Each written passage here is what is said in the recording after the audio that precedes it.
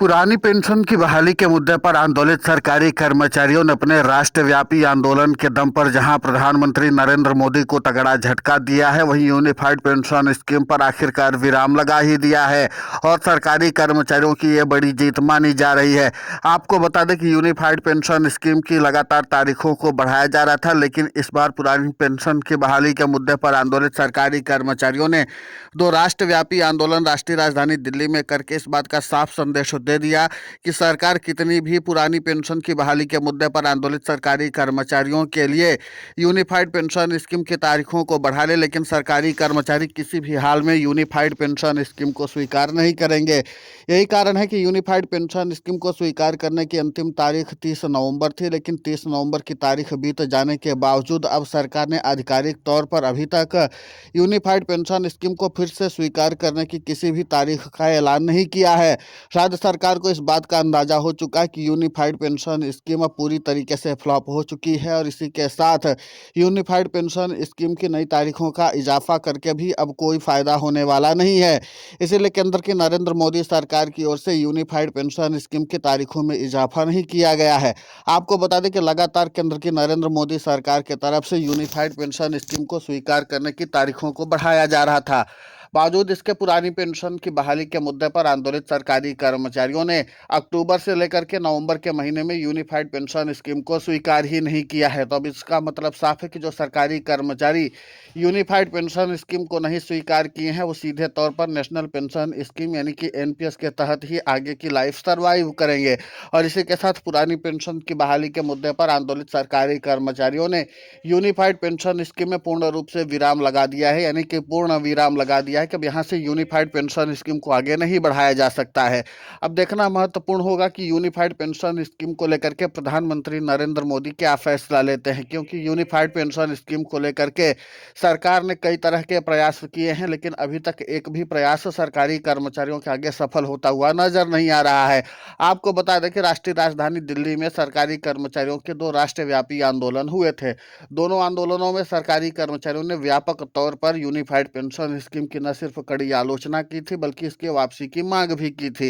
सरकारी कर्मचारियों ने कहा कि न तो सरकारी कर्मचारियों को एनपीएस चाहिए और न ही यूपीएस चाहिए। सरकारी कर्मचारियों ने हूबहू पुरानी पेंशन की बहाली की मांग को प्रमुखता से उठाया था। अब देखना महत्वपूर्ण होगा कि जिस तरीके से यूनिफाइड पेंशन स्कीम में पूर्ण विराम लग चुका है और इसी के साथ सरकारी कर्मचारियों ने इस बात का बिगुल फूंक दिया है कि हमें किसी भी हाल में यूनिफाइड पेंशन स्कीम नहीं चाहिए। और अब केंद्र की नरेंद्र मोदी सरकार ने भी इस बात का फैसला ले लिया है कि यूनिफाइड पेंशन स्कीम की तारीखों में भी इजाफा करके कोई फायदा होने वाला नहीं है। अभी तक किसी एक कर्मचारी ने भी यूनिफाइड पेंशन स्कीम को स्वीकार करने की अपनी स्वीकृति नहीं दी है। तो कुल मिलाकर के है कि सरकार को भी ये बात समझ में आ चुकी है कि यूनिफाइड पेंशन स्कीम को इस तरीके से जबरदस्ती नहीं थोपवाई जा सकती है। और सरकारी कर्मचारियों ने 1 अप्रैल 2025 से लागू होते ही यूनिफाइड पेंशन स्कीम का बहिष्कार करना शुरू कर दिया था। आपको बता दें कि उसके बाद केंद्र की नरेंद्र मोदी सरकार ने सरकारी कर्मचारियों को गुमराह करने के लिए सीधे तौर पर पेंशन मंत्री डॉक्टर जितेंद्र सिंह के जरिए पुरानी पेंशन की बहाली के मुद्दे पर आंदोलित सरकारी कर्मचारियों को समझाने के लिए पेंशन अदालत भी लगवाई थी।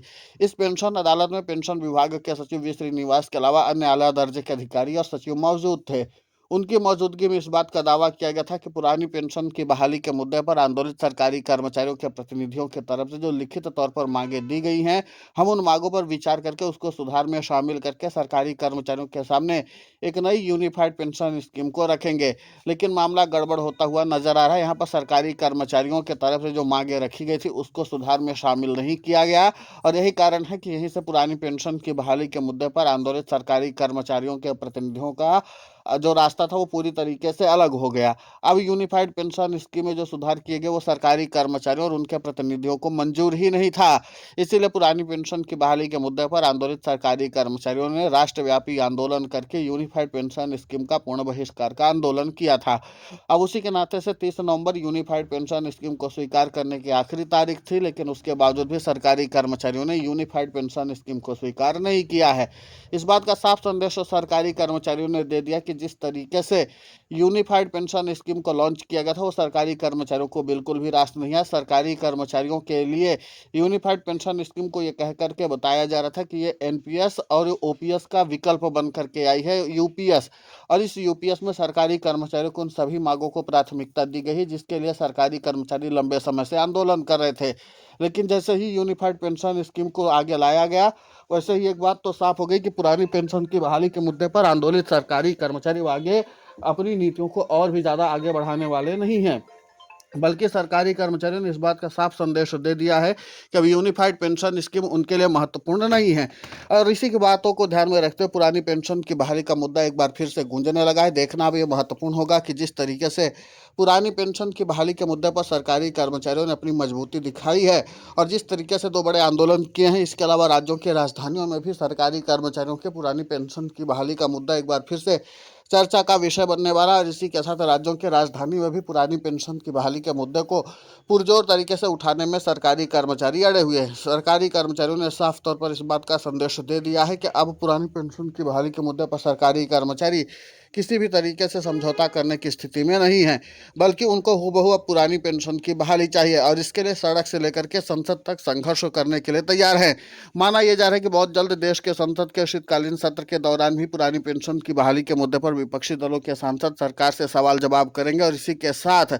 यूनिफाइड पेंशन स्कीम में लगे झटके के बाद से अब केंद्र की नरेंद्र मोदी सरकार को इस पूरे मामले पर जवाब देना थोड़ा सा मुश्किल हो जाएगा, क्योंकि पुरानी पेंशन की बहाली के मुद्दे पर आंदोलित सरकारी कर्मचारियों का दबाव जहां विपक्षी दलों के सांसद भी झेल रहे हैं, तो वहीं दूसरी ओर पुरानी पेंशन की बहाली के मुद्दे पर सरकारी कर्मचारी लगातार अपने आंदोलन को और भी ज़्यादा आगे बढ़ा रहे हैं। अगर राज्यों की राजधानी में सरकारी कर्मचारियों का आंदोलन फैलता है तो फिर केंद्र की मोदी सरकार के लिए मुश्किलें और भी बढ़ने वाली हैं, और इसी बात को ध्यान में रखते हुए सरकारी कर्मचारी अपने आंदोलन को और भी ज़्यादा आगे बढ़ा रहे हैं। आपको बता दें कि आज़ाद अध्यापक शिक्षक संघ की ओर से साफ तौर पर ऐलान किया गया है कि 2 जनवरी 2026 को सीधे तौर पर राष्ट्रीय राजधानी दिल्ली के आंदोलन के बाद 2 जनवरी 2026 को राजधानी भोपाल में भी सरकारी कर्मचारी व्यापक तौर पर आंदोलन करेंगे पुरानी पेंशन की बहाली के लिए। यानी कुल मिलाकर के कि सरकारी कर्मचारी अब किसी भी हाल में रुकने वाले नहीं हैं। देखना दिलचस्प होगा कि केंद्र की नरेंद्र मोदी सरकार अब क्या फैसला लेती है। फिलहाल यूनिफाइड पेंशन स्कीम में पूर्ण विराम लग गया है।